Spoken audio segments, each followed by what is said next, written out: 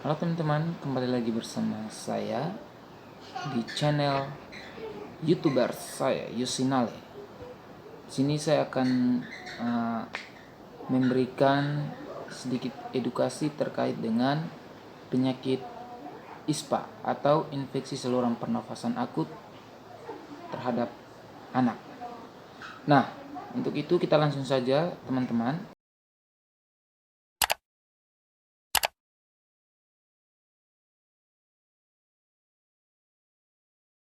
Langsung saja kita masuk pada pengertian umum. Infeksi saluran pernafasan akut atau ISPA merupakan salah satu penyebab kematian dan kesakitan anak balita di negara berkembang. Akibat dari penyakit ini terhadap balita sangatlah memprihatinkan dan diperkirakan mengakibatkan kematian selama 4 juta balita di seluruh dunia setiap tahunnya. Dalam mengatasi masalah ini, maka dilaksanakan program penanggulangan ISPA atau infeksi saluran pernafasan akut. Pertama kita langsung masuk pada pengertian ISPA secara khusus atau pengertian ISPA itu sendiri merupakan singkatan dari infeksi saluran pernafasan akut. Nah, kita perlu membahasnya satu persatu. Infeksi itu sendiri adalah masuknya kuman atau mikroorganisme ke dalam tubuh manusia dan berkembang biak sehingga dapat menimbulkan gejala penyakit. Kemudian pernafasan itu sendiri adalah organ mulai dari hidung sampai dengan paru-paru. Dan infeksi akut adalah infeksi yang berlangsung selama 14 hari lamanya. Nah, apa gejala seorang anak balita terkena ISPA? Yang pertama, batuk pilek. Yang kedua, napas cepat. Yang ketiga, demam. Dan yang terakhir, napas sesak. Mengapa anak sakit ISPA? Kita perlu tahu. Yang pertama, karena tertular dengan penderita lain. Yang kedua, belum dapat imunisasi lengkap. Yang ketiga, kurang gizi. Dan yang keempat, tinggal di lingkungan yang tidak sehat. Nah, tanda-tandanya ada beberapa hal. Yang pertama, batuk pilek, sesak napas, demam, terdapat tarikan dinding dada bagian bawah ke dalam, wheezing atau mengi, kemudian stridor atau ngorok. Nah, tindakannya, kita perlu melakukan tindakan, ada 2 hal yang perlu kita lakukan. Yang pertama, bila demam, beri onat demam, itu paracetamol atau obat penurun panas. Yang kedua, jika demam berlanjut, segera bawa ke puskesmas atau rumah sakit terdekat. Yang berikut kita perlu tahu cara perawatan penderita balita ISPA di rumah. Nah, yang pertama, berilah makanan secukupnya selama sakit. Kemudian, tambahlah jumlahnya setelah sembuh. Bersihkan hidung agar tidak mengganggu pemberian makanan. Kemudian, berilah minum lebih banyak.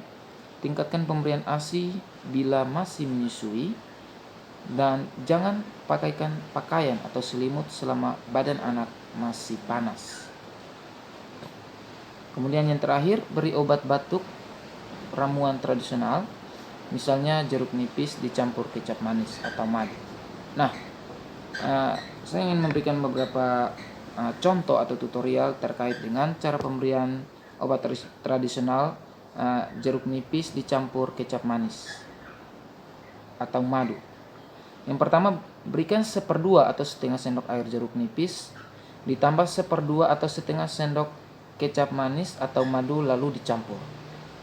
Diberikan 3 sampai dengan 4 kali sehari. Nah, ini salah satu contoh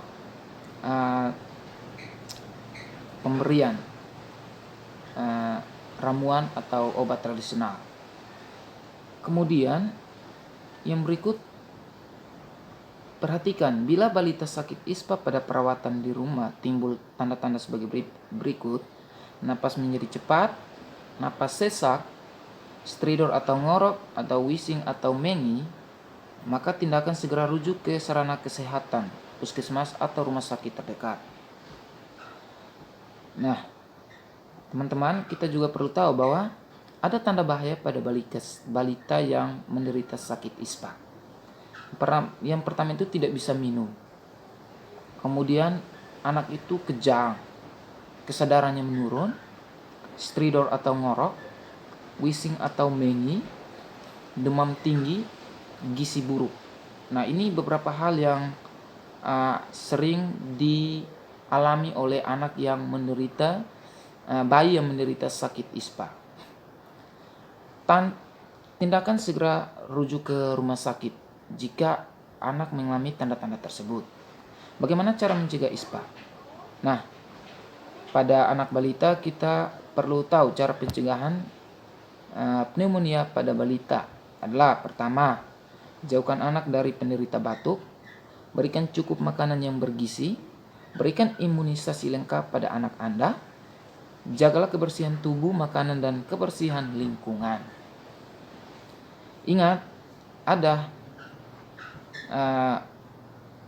pemberitahuan bahwa ISPA itu adalah batuk pilek disertai napas cepat dan sesak, ngorok, dan menyi atau wheezing.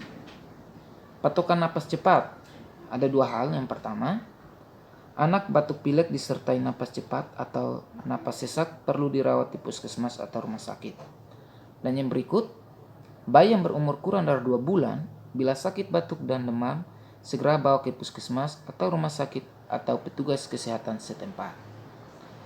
Nah, mungkin ini beberapa hal terkait dengan edukasi kesehatan atau informasi kesehatan yang bisa saya berikan kepada teman-teman, rekan, dan saudara-saudara, terutama ibu-ibu yang menyusui. Nah, ini penting loh teman-teman. Jangan lupa ya, di komen, like, subscribe, dan jangan lupa di share sebagai salah satu informasi terpenting untuk ibu-ibu hamil, ibu menyusui, dan juga untuk ibu-ibu yang sedang mempersiapkan